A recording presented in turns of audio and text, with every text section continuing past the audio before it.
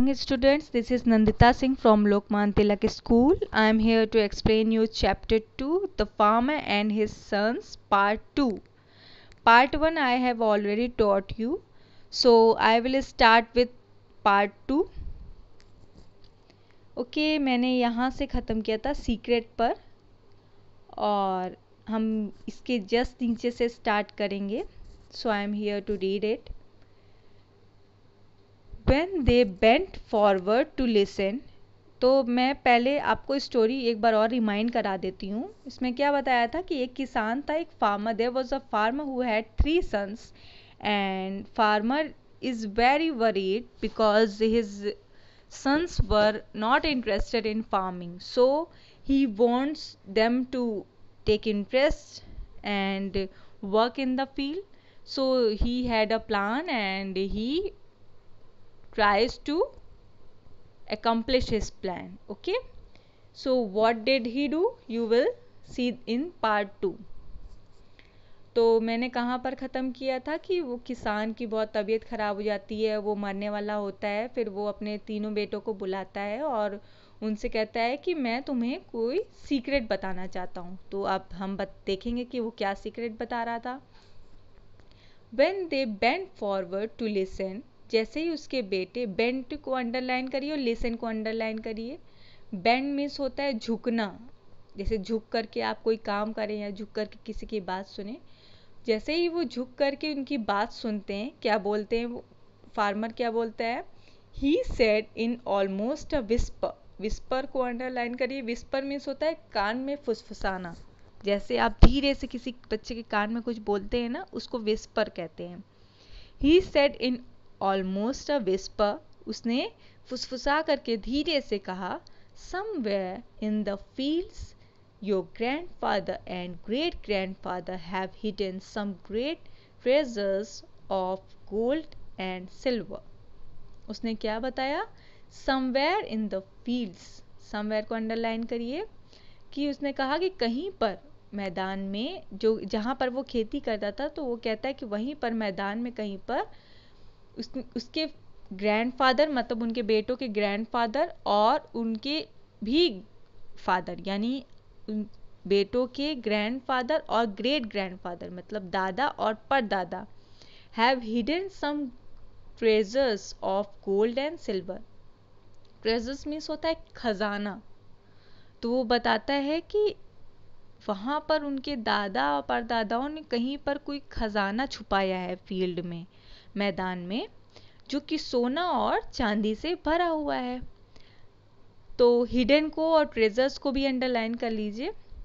I do not know the exact spot. Spot को underline करिए, exact को underline करिए. तो वो क्या बोलता है कि आई do not know the exact spot. उसको वो कहता है कि मुझे ये नहीं पता कि वो कहाँ पर है, किस जगह पर है. And I do not have enough time to look for it. और क्या कहता है कि मेरे पास इतना समय भी नहीं है कि मैं उसको देखूं, क्योंकि मेरी तो तबीयत खराब है, मैं तो मरने वाला हूँ. एनफ को भी अंडरलाइन कर लीजिए. But it is there after I am dead. I want you to find it. तो वो क्या कहता है कि लेकिन वो वहीं पर है और मैं ये चाहता हूँ कि मैं जैसे ही मरूं, मेरे मरने के बाद तुम सब उसको ले लो. Dig the fields with all your might. Dig को अंडरलाइन करिए और माइट को अंडरलाइन करिए. डिग मीन्स होता है खोदना, जैसे आप मिट्टी को खोदते हैं ना. तो डिग the fields with your all might. Might पर यहाँ पर इसका मतलब है शक्ति. मतलब वो कहता है कि अपनी पूरी जान लगा दो और सारे फील्ड्स को, पूरे मैदान को खोद दो. Spare no energy and leave no stop unturn in your search. और क्या कहता है? स्पेयर को अंडरलाइन करिए, एनर्जी को, और अनटर्न को, सर्च को अंडरलाइन करिए. तो वो क्या कहता है कि कोई भी शक्ति अपनी छोड़ना मत, कोई भी ताकत अपनी छोड़ना मत, जब तक कि वो खजाना तुम्हें मिल ना जाए. तुम खोदते रहना. When you find the treasure, you will all be rich and need not work. और वो कहता है कि जैसे ही तुम्हें वो खजाना मिल जाएगा, तुम इतने अमीर हो जाओगे कि तुम्हें काम करने की ज़रूरत ही नहीं पड़ेगी. तो आपको समझ में आया कि यहाँ किसान ने क्या किया। किसान ने बेटों को झूठ बोल दिया कि मैदान में कोई खजाना छुपा है, जो उसके दादा परदादा ने सोने और चांदी से भरा हुआ खजाना छुपाया है। और किसान कहता है कि मेरे पास इतना टाइम ही नहीं है कि मैं उसको सर्च करूँ, तो मैं चाहता हूँ मेरे मरने के बाद वो तुम्हें मिले, ताकि तुम इतने अमीर हो जाओ कि तुम्हें काम ही ना करना पड़े। So next para started. Hearing this, the sons became very interested, for they thought it was an easy way to get rich without working. Hearing को underline करिए, became को, interested को, ओके। तो hearing this, hearing means जानते हैं आप क्या होता है, सुनना। ये सुनकर क्या हुआ, उसके बेटे बहुत इंटरेस्ट लेने लगे और उन्होंने सोचा कि ये सबसे इजी वे है, सबसे आसान तरीका है आसानी से बिना काम किए अमीर बन जाना, रिच हो जाना। Soon after the old farmer died, and no sooner had they buried him, his sons went to work digging the fields in search of the treasure. Soon after the old farmer died, जैसे ही old farmer मर गया, and no sooner had they buried them, जैसे ही उन्होंने, buried को underline करिए, buried means होता है किसी को गाड़ना, ज़मीन में खोद करके गाड़ना। जैसे आप सब जानते हैं कि कुछ लोग मरने के बाद उनको गाड़ देते हैं, मोस्टली ये मुस्लिम्स में होता है।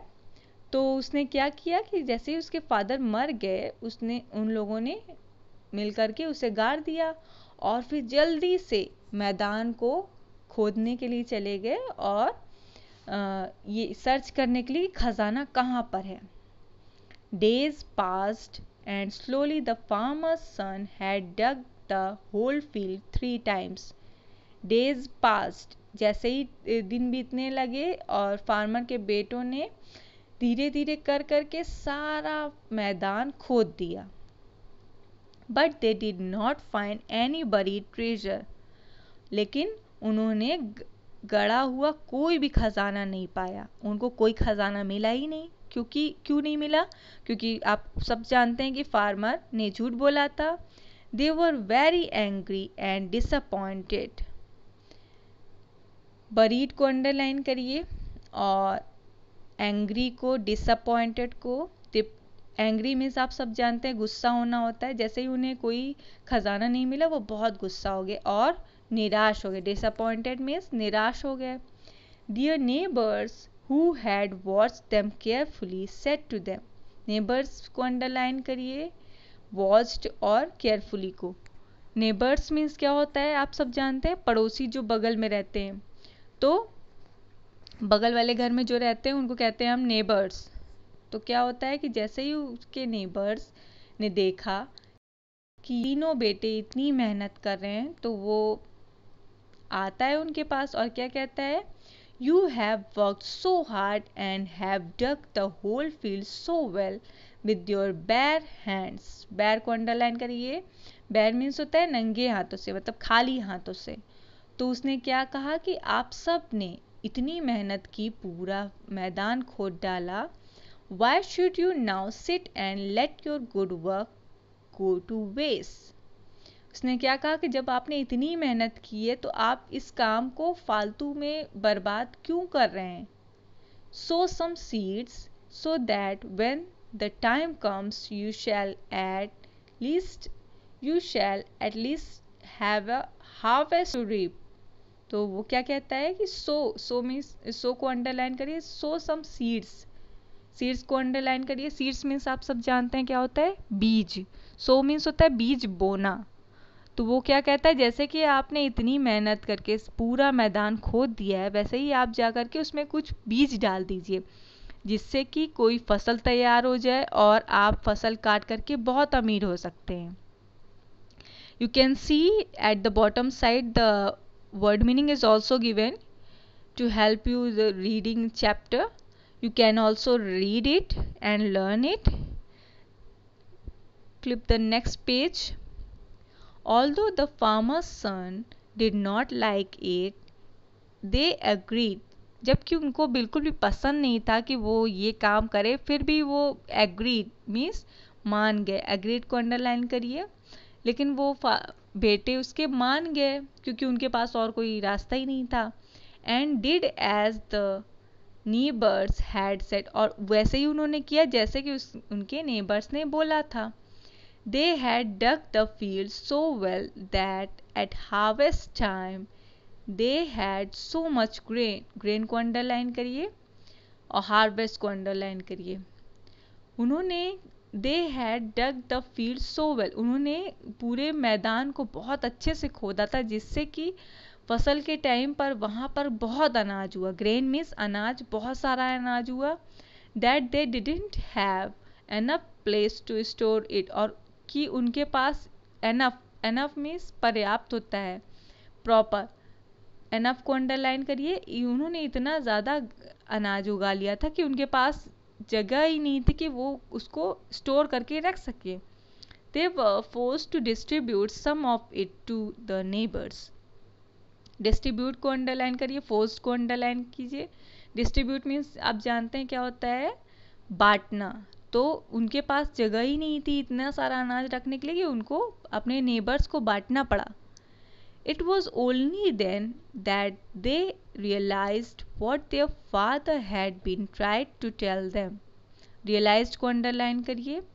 क्या हुआ? It was only then, फिर उसके बाद उन्हें ये समझ में आया। रियलाइज मीन्स एहसास होना। उन्हें ये एहसास हुआ कि उनके फादर सही कह रहे थे और उन्हें क्या समझाने की कोशिश कर रहे थे, तब अंत में इनको जाकर के समझ में आया।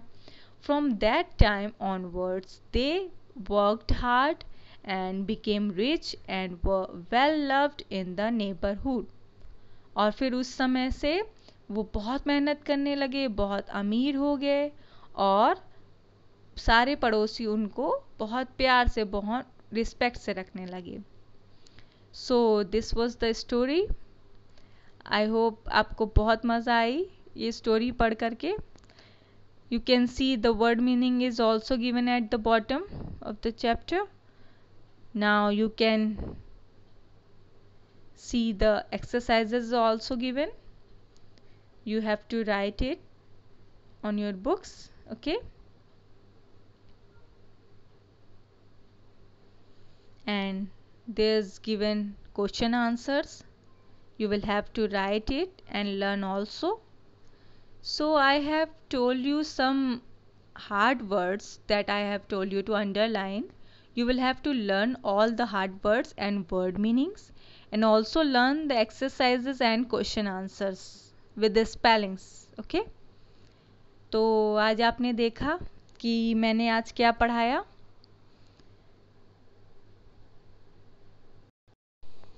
ये स्टोरी से आपने क्या सीखा? What do you learn from this story? Can you tell me? चलिए मैं आपको बताती हूँ। We learn from this story that we should respect our parents. Whatever they ask us to do, we should do it. Okay? And also believe that whatever they said, that will be for our welfare, because they are our parents and they know better what is good for us and what is not. Okay? So it's clear for you. Now we will stop this chapter and I will come with next chapter. Till then, you read it and learn all the things. Goodbye. Take care.